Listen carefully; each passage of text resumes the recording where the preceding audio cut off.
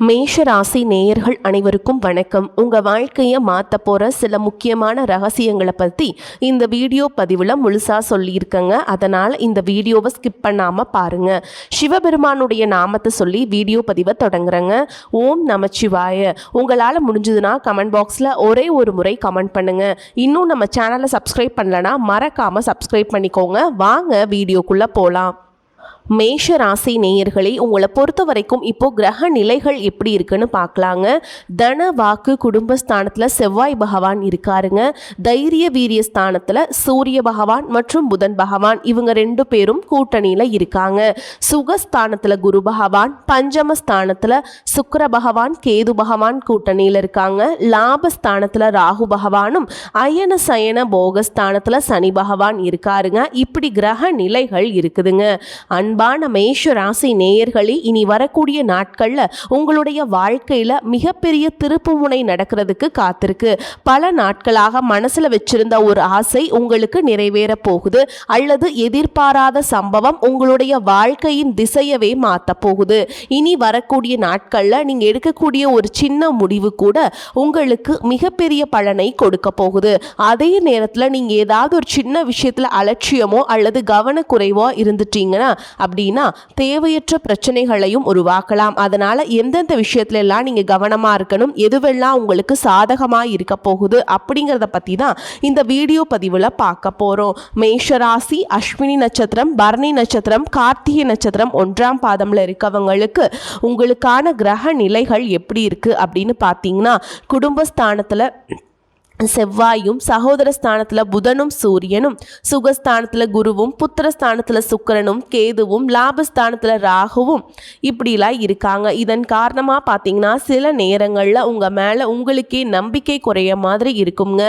குடும்ப உறுப்பினர்களிடத்துல மதிப்பும் மரியாதையும் அதிகரிக்கும். அதே நேரத்தில் சுபகாரியம் தொடர்பான முயற்சிகளில் முன்னேற்றம் உண்டாகும். உங்களுடைய கடின உழைப்பு மற்றும் புத்திசாலித்தனமாக நீங்கள் செய்யக்கூடிய முயற்சிகளுக்கு பாராட்டுகள் கிடைக்கும். எதிலும் சுறுசுறுப்பாகவும் புத்துணர்ச்சியாகவும் நீங்கள் செயல்பட போகிறீங்க. உத்தியோக பணிகளில் உயர்வான சூழல்கள் இருக்கும். நீங்கள் நீண்ட நாட்களாக மனசில் நினச்சிட்டு இருக்கக்கூடிய காரியங்கள் நல்லா நடக்கணும்னு மெனக்கெட்டு சில விஷயங்களை செய்வீங்க. அதுவெல்லாம் உங்களுக்கு நல்ல பலனை கொடுக்க போகுது. உடன் பிறப்புகள் மூலமாக உங்களுக்கு ஒத்துழைப்புகள் கிடைக்கும். வீடு மனை விற்பது தொடர்பான முயற்சிகள் கைகூடும். பொது வாழ்க்கை மற்றும் சமூக பணிகளில் அலைச்சல்கள் ஏற்பட்டாலும் உங்களுக்கு அதன் மூலமாக ஆதாயமும் கிடைக்க போகுது.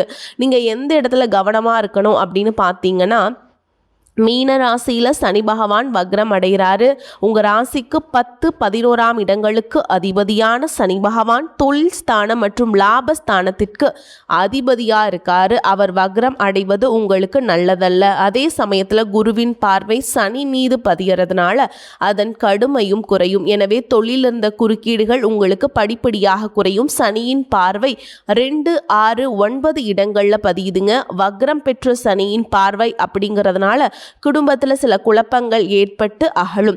நிம்மதி கிடைக்கிறதுக்கு குலதெய்வ பிரார்த்தனைகளையும் இஷ்ட தெய்வ பிரார்த்தனைகளையும் நீங்கள் மேற்கொள்வது நல்லது. வேலையை பொறுத்த வரைக்கும் பார்த்தீங்கன்னா ஊதிய உயர்வும் பதவி உயர்வும் எதிர்பாராத நேரத்தில் உங்களுக்கு கிடைக்க போகுது. அதே சமயத்தில் பெற்றோர் வழியில் கொஞ்சம் ஆதரவு குறையலாம். வியாபாரம் மற்றும் தொழில் செய்யக்கூடியவங்க விழிப்புணர்ச்சியோடு இருக்கக்கூடிய நேரமாக இருக்க போகுது. கூட்டாளிகளால் ஏமாற்றங்களை சந்திக்காமல் இருக்கிறதுக்கு அவ்வப்போது நீங்கள் கணக்குகளை சரி பார்த்துக்கிறது நல்லது. சினிமா மற்றும் கலைத்துறையில் இருக்கவங்களுக்கு சந்தர்ப்பங்கள் சாதகமாக அமையும்.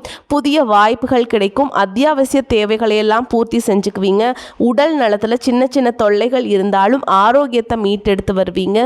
சுப செலவுகள் அதிகரிக்கும். உத்தியோகத்தில் உங்களுடைய எதிர்பார்ப்புகள் நிறைவேறுவதோடு கூடுதலான பொறுப்புகளும் உங்களுக்கு கிடைக்க போகுது. இதுவரைக்கும் உங்கள் லட்சியத்துக்காகவும் குடும்பத்துக்காகவும் கஷ்டப்பட்டு உழைச்சு உங்களுடைய உடல் நலனை நீங்கள் கவனிக்காமல் விட்டிருந்திருப்பீங்க. இப்போ வரைக்கும் சிலருக்கு அது வெளியில தெரியல அப்படின்னாலும் சின்ன சின்ன பிரச்சனைகள் மூலமாக உங்களுக்கு தொந்தரவு கொடுத்துட்டு வந்திருக்கும். அந்த உடல் சார்ந்த பிரச்சனைகள் முழுவதும் குணமாகணும் அப்படின்னா அதற்கு தகுந்த சிகிச்சை முறைகளை எடுத்துக்கிறது மட்டும் இல்லாமல் உங்களுடைய உடல் நலனையும் நீங்கள் பாதுகாக்கணும். உங்ககிட்ட நிறைய ஆற்றல் இருக்குது, திட்டங்கள் இருக்குது, கடின உழைப்பு எல்லாமே இருக்குது. ஆனால் உடல் ஆரோக்கியம் இல்லாமல் போச்சு அப்படின்னா உங்களால் எதையுமே சாதிக்க முடியாது. இதற்கு பிறகாவது உங்களுடைய உடல் ஆரோக்கியத்தில் நீங்கள் கூடுதலான கவனம் செலுத்தினீங்க அப்படின்னா நீங்கள் செய்யக்கூடிய எல்லா காரியத்திலையுமே உங்களுக்கு வெற்றி கிடைக்கும். எதிரிகளை எல்லாம் ஜெயிச்சு வருவீங்க. சிலர் பார்த்தீங்கன்னா நல்ல வேலை கிடைக்காம வீட்லேயும் சரி சமுதாயத்திலையும் சரி நிறைய பேருடைய கிண்டலுக்கும் கேலிக்கும் ஆளாகி இருப்பீங்க. இன்னும் சிலர் குடும்ப கஷ்டத்துக்காக பிடிக்காத ஒரு வேலைக்கு போயிட்டு இருந்திருப்பீங்க. இதற்கு பிறகு உங்களுடைய தன்னம்பிக்கை அதிகரிக்கும். புதிய புதிய தொழில்நுட்பங்களை கற்றுக்கிட்டு நல்லதொரு வேலையில் சேர போகிறீங்க. அரசியல்வாதிகளை பொறுத்த வரைக்கும் புதிய பொறுப்புகள் புதிய பதவிகள் எல்லாமே தானாக கிடைக்க போகுது. நம்மளுடைய குடும்ப உறவுகள் நம்மளுடைய நண்பர்கள் அப்படின்னு சொல்லிட்டு சிலருக்கு பெரிய ஒரு தொகையை கடனாக கொடுத்துட்டு அதை திரும்ப வாங்க முடியாமல் கேட்க முடியாமல் ஒரு விதமான மன அழுத்தத்துக்குள்ளாகி இருப்பீங்க. அதனாலே உங்களுடைய உறவு கெட்டிருக்கும். அந்த பணம் உங்களுக்கு திரும்ப கிடைக்காது அப்படின்னு நீங்கள் முடிவே செஞ்சுருப்பீங்க. உங்ககிட்ட பணம் வாங்கினவங்க அவங்களுடைய தவறை புரிஞ்சுக்கிட்டு மனசாட்சியோடு உங்களுக்கு அந்த பணத்தை திருப்பி கொடுப்பாங்க. குடும்பத்தில் இருக்கக்கூடிய நெருக்கடிகள் விலகும். செல்வாக்கு அந்தஸ்து உயரும். கடவுள் நம்பிக்கை அதிகமாகும். பெரியவங்களுடைய உதவிகள் உங்களுக்கு கிடைக்கும். உறவுகளில் இருந்த சண்டை சச்சரவுகள் முழுவதுமாகவே விலகும். புதிய நண்பர்களும் உங்களுக்கு உதவி செய்வாங்க. தொழிலில் ஏற்பட்ட நெருக்கடிகள் விலகும். பொருளாதார ரீதியாக நலிவடைந்த நிறுவனங்கள் முன்னேறவும் போகுதுங்க.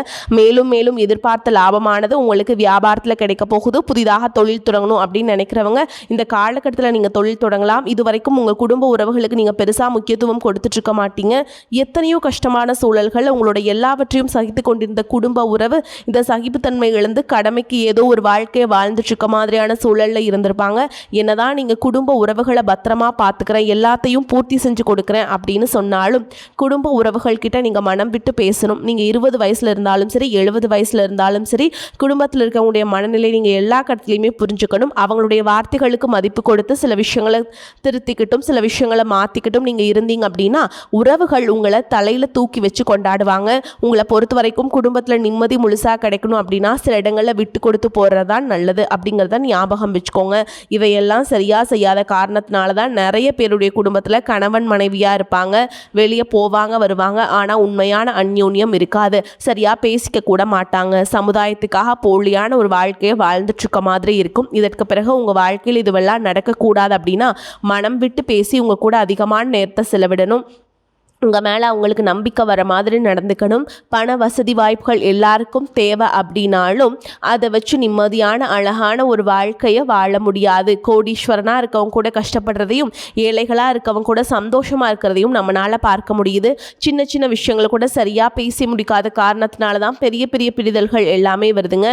இன்னும் சிலருக்கு பார்த்தீங்கன்னா விவாகரத்து வரைக்கும் கூட போயிடுது. இந்த மாதிரியான விஷயங்கள் எல்லாம் உங்கள் வாழ்க்கையில் நடக்கிறதுக்கு நீங்கள் மட்டுமே முழுமையான காரணம் இல்லை. உங்களை மட்டுமே குற்றம் சொல்லிட முடியாது.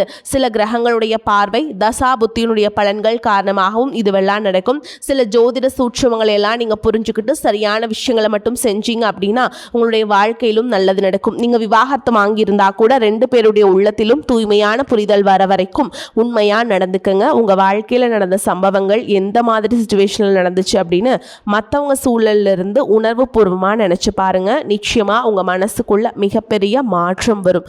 இந்த மாற்றத்தின் காரணமா குடும்ப உறவுகள் மீண்டும் சேர்வாங்க. இதுவெல்லாம் உடனே நடக்கல அப்படின்னாலும் சில மாதங்கள்ல ஒன்றா சேர்வதற்கான வாய்ப்புகள் இருக்கு. இந்த வாய்ப்புகள் சரியாக அமையும் போது நீங்கள் அதை பயன்படுத்திக்கிட்டீங்கன்னா உங்களுடைய வாழ்க்கை உங்களுக்கு பிடிச்ச மாதிரியே மாறும். உங்களுடைய முன்னேற்றத்தை தடுக்கிறதுக்கும் உங்களை அவமானப்படுத்துறதுக்கும் இங்கே நிறைய பேர் கூடவே இருந்துட்டு முயற்சி பண்ணிகிட்ருக்காங்க. ஆனாலும் அவங்களுடைய சதிகளையும் சூழ்ச்சிகளையெல்லாம் தாண்டி இப்போ வரைக்கும் ஓரளவுக்கு நீங்கள் நல்லா இருக்கீங்க அப்படின்னா உங்ககிட்ட இருக்கக்கூடிய நல்ல எண்ணங்களும் கடவுள் பக்தியும் இதுவரைக்கும் நீங்கள் செஞ்ச தர்ம காரியங்களும் தான் உங்களை காப்பாற்றிக்கிட்டு இருக்கு. இதுக்கு முன்னாடி நல்ல நண்பர்களாக இருந்திருப்பாங்க, நல்ல உறவுகளாக இருந்திருப்பாங்க. அவங்களே தன்னுடைய சுயநலத்துக்காக துரோகங்களை எல்லாம் செஞ்சு உங்களுடைய வாழ்க்கையை கெடுக்கணும் அப்படின்னு நினைக்கும் போது இந்த உலகத்தில் யார் நல்லவங்க யார் கெட்டவங்க யாரை நம்புறது அப்படிங்கிறது தெரியாமல் தான் நீங்கள் புலம்பிட்டு இருக்கீங்க. ஒரு வகையில் இந்த மாதிரி விஷயங்கள் உங்களுக்கு கஷ்டத்தை கொடுத்தாலும் இப்போவாவது இவங்க நம்ம மேலே எவ்வளவு பொறாமையோடவும் வன்மத்தோடவும் இருக்காங்க அப்படிங்கிறத ஓரளவுக்கு நீங்கள் புரிஞ்சிருப்பீங்க. இதையெல்லாம் தெரிஞ்சும் கூட நீங்கள் என்னமோ பண்ணுங்கள், எத்தனையோ நல்லது செஞ்ச எனக்கு மனசாட்சிக்கு விரோதமாக தப்பு செய்கிறீங்க அப்படின்னா அந்த கடவுள் உங்களுக்கு நிச்சயமாக மிகப்பெரிய தண்டனையை கொடுப்பார் அப்படின்னு தான் கடவுள்கிட்ட உங்களுடைய வேண்டுதலை எல்லாம் வச்சுட்டு கடந்து போயிட்டுருக்கீங்க. இப்போ இருக்கக்கூடிய சூழலில் தான் உண்டு தான் வேலை உண்டு அப்படின்னு தான் இருக்கீங்க. இருந்தாலும் உங்களுடைய கஷ்டத்தையும் கண்ணீரையும் மற்றவங்களுக்கு தெரியாத மாதிரி தான் பார்த்துட்ருக்கீங்க. உங்களுடைய வாழ்க்கை உங்களை எப்படி புரட்டி போட்டாலும் முடக்கி வச்சாலும் இருந்தாலும் நீங்கள் எப்பவும் போல் சாதாரணமாக இருக்கிறதுனால உங்களை சுற்றி இருக்கவங்க எல்லாருமே இவங்களுக்கு என்னப்பா ஜாலியான வாழ்க்கை வாழ்கிறாங்க, இவங்கக்கிட்ட என்ன குறை அப்படின்னு சொல்லுவாங்க. ஆனால் மனசில் நிம்மதி இல்லாமல் சரியாக சாப்பிட முடியாமல் அவ்வளவு ஏங்க நிம்மதியாக தூங்க முடியாமல் கூட நீங்கள் எவ்வளவு கஷ்டப்படுறீங்க அப்படிங்கிறது உங்களுக்கும் அந்த கடவுளுக்கு மட்டும்தாங்க தெரியும். இந்த மாதிரி உங்கள் வாழ்க்கையில் திடீர்னு ஒரு பிரச்சனை, உடம்பு சரியில்லை, ஹாஸ்பிட்டலில் பெருசாக செலவு வந்துடுச்சு, குடும்பத்தில் அவசர தேவைக்கு பணம் பத்தலை, பிஸ்னஸ் லாஸ் ஆயிடுச்சு அப்படின்னு உங்கள் வாழ்க்கை முடிஞ்சிருச்சுன்னா கூட நீங்கள் உங்களுக்கு உதவி செய்கிறதுக்கோ ஆறுதலாக 4 வார்த்தை பேசுகிறதுக்கோ அவ்வளவு ஏங்க திரும்பி பார்க்க கூட உண்மையான ஆள் கிடையாதுங்க. ஆனால் நீங்களாவே ஏதோ தடுமாறி எந்திரிச்சு நிற்கிறப்போ உங்களை குறை சொல்கிறதுக்குனே நிறைய பேர் தேடி வருவாங்க. உங்கள் சொந்தக்காரங்க தெரிஞ்சவங்க அப்படின்னு எல்லாரும் தேவைக்கு மட்டும்தான் உங்களை பயன்படுத்திக்கிறாங்க. இதையெல்லாம் தெரிஞ்சதுக்கப்புறமும் மறுபடியும் அவங்களுக்கெல்லாம் உதவி செஞ்சு ஏமாறக்கூடியவங்களாக தான் நீங்கள் இருக்கீங்க.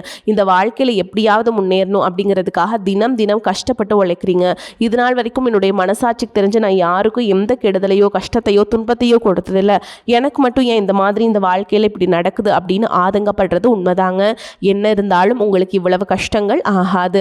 இந்த மாதிரி பிரச்சனைகள் உங்கள் வாழ்க்கையில் வரும், கொஞ்ச நாளுக்கு அப்புறம் அது போயிடும். நிறைய நேரங்களில் பார்த்தீங்கன்னா உங்களால் எந்த பிரச்சனைகளும் வராது, ஆனால் உங்களை சுற்றி இருக்கவங்க மூலமாக தான் உங்களுக்கு நிறைய பிரச்சனைகள் வருது அப்படிங்கிறத இப்போவாவது கொஞ்சம் புரிஞ்சிருப்பீங்க.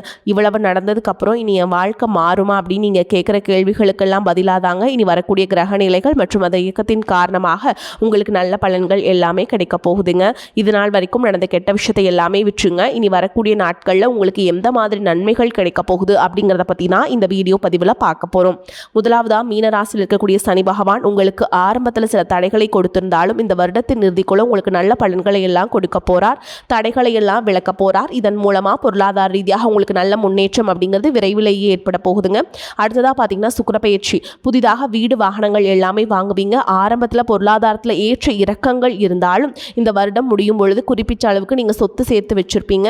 குரு பகவான் மிதுன ராசியிலிருந்து தன்னுடைய உச்ச ராசியான கடக ராசிக்கு போகும் பொழுது கஜ கேசரி யோகமும் உண்டாக போகுது. இந்த நேரத்தில் உங்கள் நிதி நிலைமை ரொம்பவே முன்னேற்றமாக இருக்கும். குழந்தை பாக்கியம் இல்லை அப்படின்னு கவலைப்பட்டு இருக்கவங்களுக்கு நிச்சயமாக குழந்தை பாக்கியம் உருவாகும். அவங்களுடைய உடல் நலனில் எவ்வளவு பிரச்சனைகள் இருந்தாலும் அதையெல்லாம் சரி செஞ்சு இந்த பாக்கியத்தை அடைய போறீங்க. குடும்பத்திலையும் மனதிலையும் மிகப்பெரிய மகிழ்ச்சி நிரந்தரமாக இருக்க போகுது. படிக்கக்கூடிய மாணவர்களுக்கும் கல்வி ரொம்பவே சிறப்பாக இருக்க போகுது. அடுத்ததாக பார்த்திங்கன்னா நவம்பர் மாதத்தில் ஏற்படக்கூடிய ராகு கேது பயிற்சியில் குடும்பம் மற்றும் தொழிலில் திடீர் மாற்றங்களும் திருப்பங்களும் ஏற்பட போகுது. நீண்ட நாளாக நிறைய பேர் உடல் நலம் சார்ந்த பிரச்சனைகளில் முடங்கி கிடந்திருப்பாங்க, நடக்கிறதுக்கே ரொம்பவே சிரமப்பட்டு இருந்திருப்பாங்க.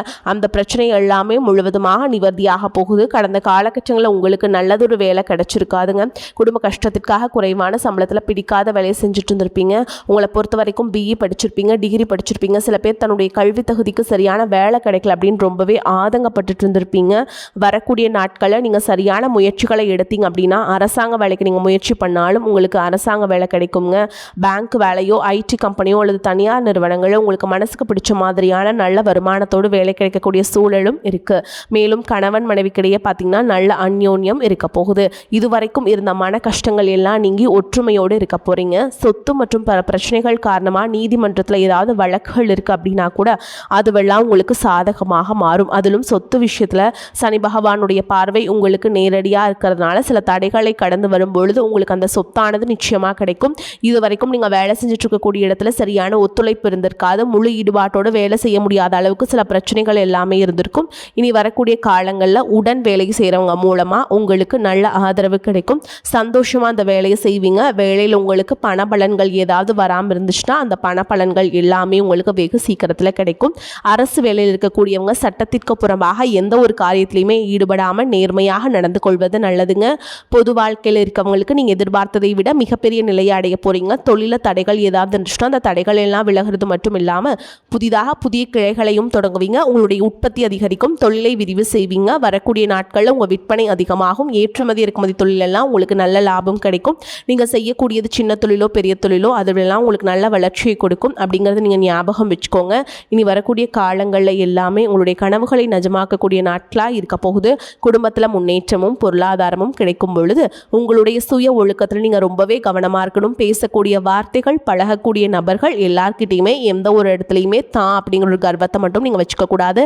மற்றவர்களை குறையாக பேசுகிறதோ மட்டம் தட்டி பேசுகிறதோ அதை காயப்படுத்துகிற மாதிரி பேசுகிறதோ பொது இடங்களில் பேசிடக்கூடாதுங்க. நீங்களும் சரி உங்களை சுற்றி இருக்கவங்களும் சரி எப்போவுமே பாசிட்டிவான எண்ணங்கள் இருக்கணும். அப்படின்னா எதிர்காலத்திற்கான நல்ல திட்டமிடுதல் எப்போவுமே அவசியம். அதனால் நீங்கள் எந்த ஒரு விஷயத்தை செய்யும் போதும் எதிர்காலத்திற்கு இது எனக்கு எந்த மாதிரியான பலன்களை கொடுக்கும் அப்படிங்கிறத மனசில் வச்சுக்கிறதும் அவசியம். இதை நீங்கள் சரியாக செஞ்சுட்டு வந்தீங்கன்னா பெரியவங்களுடைய உதவி கிடைக்கும். உறவுகளில் இருந்த சண்டை சிற்றர்கள் முழுவதுமாகவே விலகும்.